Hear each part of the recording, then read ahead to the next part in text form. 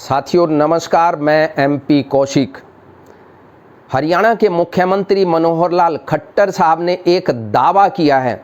उन्होंने कहा कि कुछ सिरफिरे ये कहते हैं कि उनका कोई परिवार नहीं है, जबकि पूरे हरियाणा के लोग उनके परिवार के सदस्य हैं।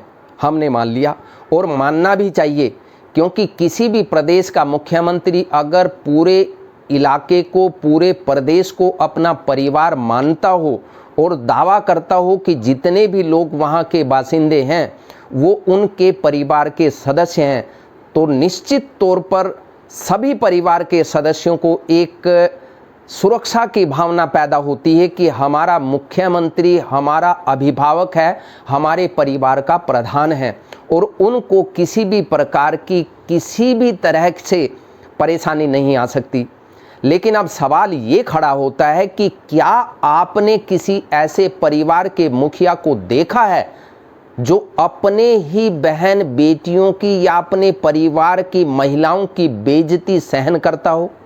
क्या आपने किसी परिवार के मुखिया को देखा है कि उस परिवार की बेटी के साथ कोई अत्याचार कर दे, कोई इस प्रकार की घटिया वाहियात तरीके से व्यवहार कर दे जिससे उसका लज्जा भंग होती हो या उसकी बेइज्जती होती हो और वो परिवार का प्रधान, परिवार का मुखिया उसके साथ खड़ा हो जाता हो?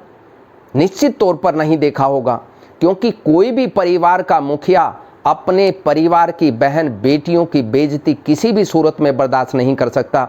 लेकिन हरियाणा के मुख्यमंत्री जो पूरे प्रदेश को अपना परिवार मानते हैं, ये सार्वजनिक तौर पर पूरी दुनिया ने देखा है, पूरे प्रदेश ने देखा है कि एक महिला कोच के साथ खेल मंत्री ने जिस तरीके का व्यवहार किया, ये इन्वेस्टिगेशन में भी साफ हो गया है कि जो प्रताड़ित करने का काम कोच के साथ किया गया, उस मंत्री के साथ मनोहर लाल खट्टर और पूरी कैबिनेट खड़ी हो गई। हम जानना चाहते हैं, क्या वो महिला कोच आपके परिवार की सदस्य नहीं है मुख्यमंत्री जी? क्या वो आपकी बेटी के समान नहीं है? अगर आप परिवार के मुखिया हैं, तो पूरे प्रदेश के मुखिया हैं, तो क्या वो आपकी बेटी नहीं? क्या आपको अपनी बेटी को न्याय नहीं दिलाना चाहिए? और अभी हाल ही में जन संवाद कार्यक्रम के दौरान एक महिला ने हिसार के अंदर मांग क्या कर ली कि मुख्यमंत्री जी, हमारे इलाके में कोई फैक्ट्री नहीं है, ताकि बेरोजगारों को रोजगार यहाँ मिल सके, आप एक फैक्ट्री खड़ी कर दीजिए। मेरी तो यही मांग है कि आप बाटोलगेटन में फैक्ट्री लगाने की कष्ट करें ताकि। लेकिन मुख्यमंत्री इतने बौखला गए कि उस महिला की सार्वजनिक तौर पर बेइज्जती करने का काम किया गया और उन्होंने कहा कि आपको चंद्रयान 4 में चांद पर भेजने का काम करेंगे। अरे एक चांद के ऊपर एक और जो जाएगा ना, वो चंद्रयान 4, उसे भेजेंगे। अब हैरानी की बात है, इस परिवार के मुखिया को ये भी नहीं पता कि चंद्रयान 3 में कोई आदमी नहीं गया है। वो मानव रहित प्रोग्राम था और मानव रहित चंद्रयान था, जिसमें किसी भी व्यक्ति को भेजा नहीं गया है। क्या इतनी जानकारी भी परिवार के मुखिया को नहीं है?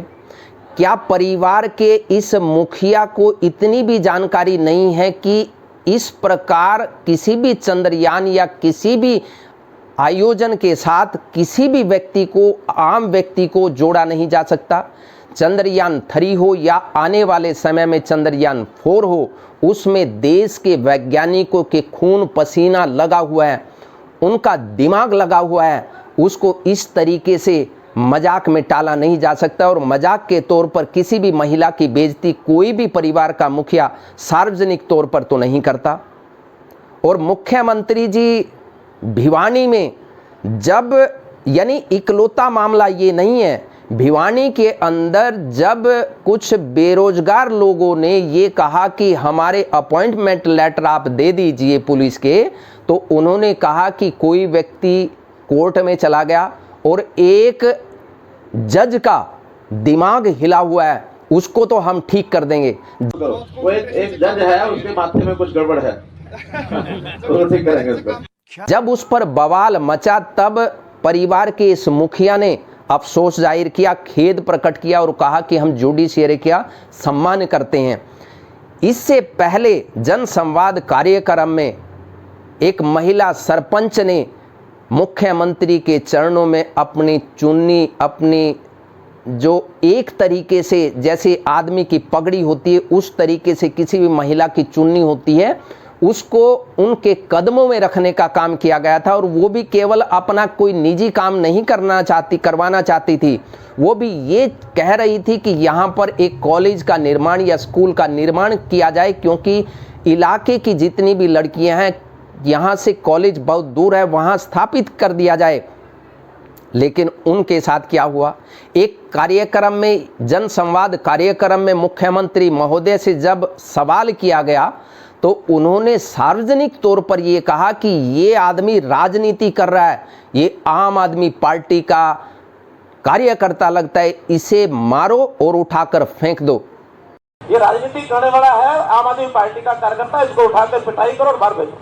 अब सवाल ये खड़ा होता है कि जब मुख्यमंत्री ये कहते हैं कि पूरे प्रदेश के लोग उनके परिवार के सदस्य हैं, तब तो राजनीतिक तौर पर भी चाहे वो किसी भी पार्टी से जुड़ा हुआ हो, वो आपके परिवार का सदस्य हुआ कि नहीं हुआ? मुख्यमंत्री जी आप बताइए। निश्चित तौर पर पूरे प्रदेश में जितने भी, चाहे वो किसी भी पार्टी से जुड़े हुए कार्यकर्ता या नेता हों, वो आपके परिवार के सदस्य होने चाहिए। सैद्धांतिक तौर पर विरोध हो सकता है, सैद्धांतिक तौर पर मनमुटाव हो सकता है, सैद्धांतिक लड़ाई हो सकती है, लेकिन आप तो इसे पर्सनल लेकर के चलना शुरू कर देते हैं। मुख्यमंत्री जी, क्या किसी परिवार का मुखिया इस प्रकार अपना मानसिक संतुलन खोता है? क्या किसी भी परिवार का मुखिया अपने ही परिवार के लोगों को इस प्रकार धमकी देता है कि इसे मारो और उठाकर फेंक दो? क्या किसी भी परिवार का मुखिया अपने परिवार की किसी भी बहन बेटी की बेइज्जती इस प्रकार करता है? ऐसा प्रतीत होता है कि ये यशस्वी मुख्यमंत्री, ये कमाल के मुख्यमंत्री, ये बहुत साधारण मुख्यमंत्री, ये फर्श पर सोने वाले मुख्यमंत्री, ये खिचड़ी खाने वाले मुख्यमंत्री, ये प्रदेश का पैसा बचाने वाले मुख्यमंत्री अपना मानसिक संतुलन क्यों खो देते हैं? ये चिंता का विषय है।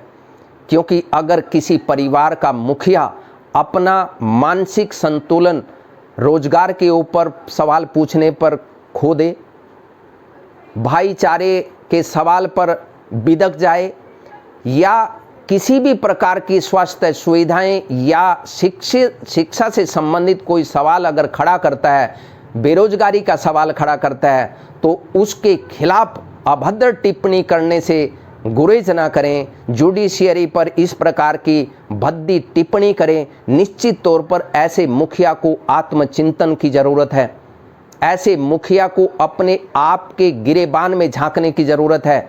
बहुत ज़रूरत है कि वो अपने आप से ये सवाल पूछे कि वो पूरे प्रदेश का मुख्यमंत्री है या पूरे प्रदेश का मुखिया है।